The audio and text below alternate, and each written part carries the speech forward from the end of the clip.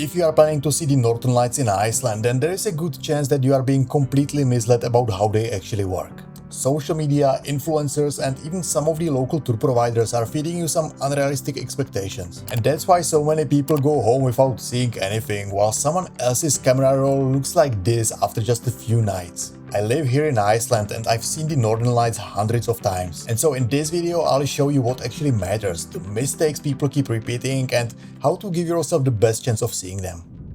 Alright, so let's start with something that drives me crazy, and that is the KP index obsession. KP basically measures the strength of solar activity hitting Earth. Sounds important, right? But here is the reality. Anything around KP2 or higher can already create some beautiful Northern Lights here in Iceland. You don't really need to see the numbers like KP5 or 6 in the forecast to see them. And yet everyone downloads 5 different apps with real-time numbers, countdowns and alerts. And I have personally stood next to people staring at those apps, expecting big show, and absolutely nothing happens in the sky. In my personal opinion, they are fun toys, but honestly, they don't really matter that much. Here is what I recommend instead. Keep it simple. Use the Aurora forecast on weather.is. It shows you 2 things that actually matter: aurora potential and cloud cover. Usually, if it's above 2 and your skies are clear, it's a go time. And that's it, no need to overthink it. And here is something that will actually ruin your Northern Lights hunt faster than anything else: clouds.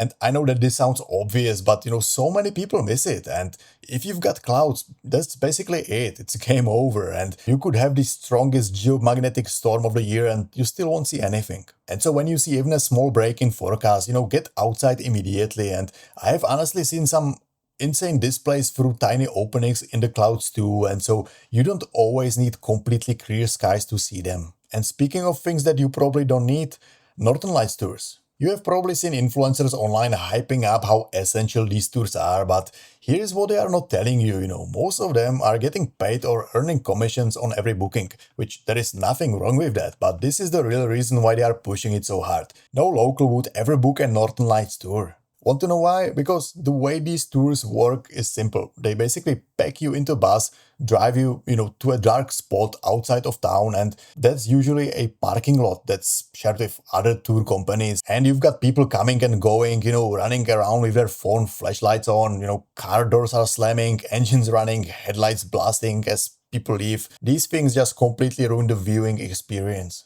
And I'm not saying that all tours are the same, there is a big difference between going on a big bus tour versus, for example, a small private tour with a photographer where you have more flexibility with where you stop and so on. And let me also say, these tours do have their place. If you don't have a car and you cannot drive yourself, then it just makes much more sense, as this will help you to get, to a better location outside of town.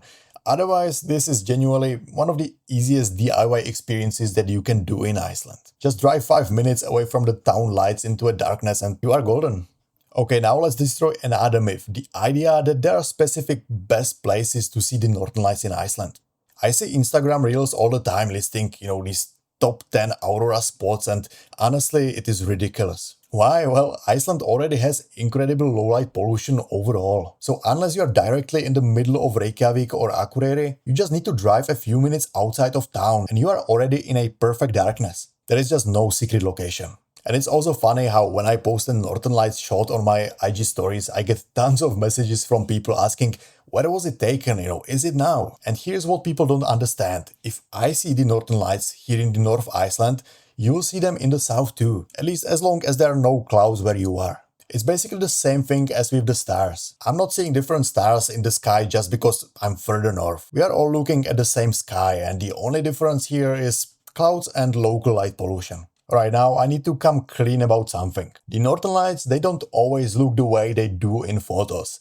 Instagram makes them look insane every single time, and it's not what they always look in reality. Sometimes you will barely see a grayish-green arc moving very slow in the sky, but once you take a photo and do a bit of editing, there you have it, a neo-green masterpiece. And you don't even need a professional camera for this anymore. For example, these photos were all taken on iPhone 17 Pro. That's actually why I've been pretty lazy about bringing my actual camera lately. Though yes, a dedicated professional camera will still give you cleaner results. But here's what's incredible. Sometimes the Northern Lights do actually look like you see in the photos online. When they are very strong and very visible, you can literally see them moving across the sky. It looks like colorful needles falling down on you from the sky. It is something absolutely unforgettable, and I really do hope that this is something that you'll also experience. Unfortunately, no, this kind of show doesn't happen all the time, It definitely takes some luck. And honestly, more often than not, what you'll see is a green stripe with some slow movement. And that is still super cool, just be prepared for reality and not what you see on Instagram all the time.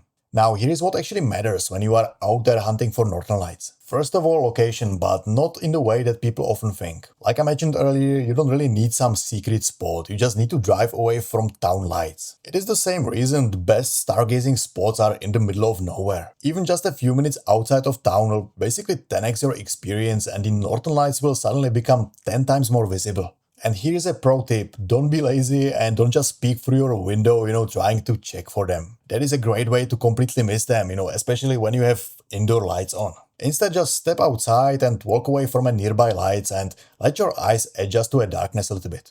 And yes, sometimes you can see them through a window, but most of the time you need to actually be outside. Now a very important thing, timing, because you cannot see northern lights year-round in Iceland. The season runs from late August to mid-April, when nights are dark enough. And the best viewing window each night is typically between 10 PM and 2 AM, depending on which month you're visiting.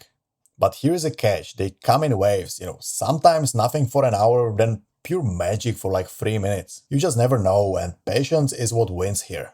And as for the best months, September, October and maybe early November, and here's why. First, it's not a full-on winter yet, so the temperatures are warmer in the evening, and that makes it way easier to stay outside longer without freezing. Second, there is usually no snow on the ground yet, which means the nights appear darker because there is no light reflection bouncing off the snow. So for example, a snowy winter night with a full moon turning night into day, not the best combination. And I'm not really making these things up, there is actually a real science behind this too. In late September, the way Earth's magnetic field lines up gives us a better chance of getting stronger northern lights. It's called the Russell-McPherson effect, and it genuinely increases the likelihood of powerful aurora displays during those weeks. And now something that I wanted to quickly cover are a few critical things that I see tourists getting wrong all the time. First of all, never park on the side of the road with your lights off. This is incredibly dangerous, and it still boggles my mind how often this happens, and locals absolutely hate it. It is super dangerous, and so please don't be that kind of tourist and always find a proper parking area or a pull-off spot. Second point is that you should always dress warmer than you think you need to, because you'll be standing outside for longer than you expect and often just, waiting and watching. And it gets cold fast, especially when you are not moving, so layer up. And finally, remember, for you to successfully see northern lights, you basically just need 3 things: darkness, clear skies, and patience. If you combine those, your chances spike. And the KP number, well, let's just not pay too much attention to that. Seeing the northern lights is actually pretty simple if you know these basics, but also because you are heavily depending on the weather, it is almost completely out of your control. What you can control though is planning your trip and your itinerary, and so if you want to make sure that your trip won't fall apart because of some rookie mistakes, then you should watch this video next, and I'll see you there.